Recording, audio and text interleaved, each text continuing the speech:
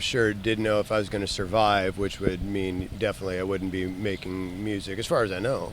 I mean, get through the other side, who knows? Maybe it's just one big Guitar Center solo. But once we realized that, like, we were going to continue, it was still kind of a question of, well, how much? And whether the surgeries had worked and to what degree I'd be able to tour or sing, because just there was so much kind of trauma in here. I didn't know how my diaphragm would take to singing again.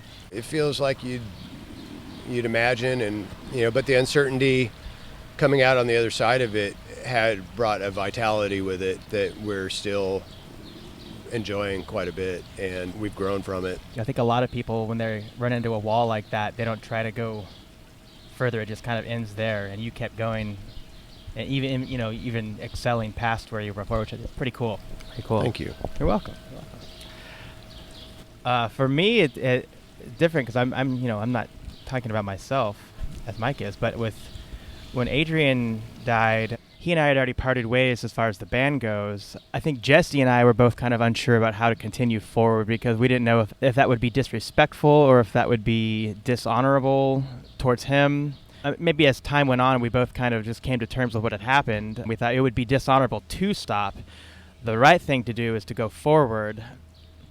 If there was some way he could put input into that decision, I think he would have said, yes, go forward. I'm very happy we did. I think that it opened my eyes a lot for what we were doing with the band, what the goal of the band, what the direction of the band is. And so in a sense, I guess that was kind of just illuminated different paths, so to say. When Jesse and I were writing it, it was after Adrian died. I think as time started passing and we were continuing to work on it, I think the ideas kind of popped up. It was like, we should put him in here somehow because this was so much his band.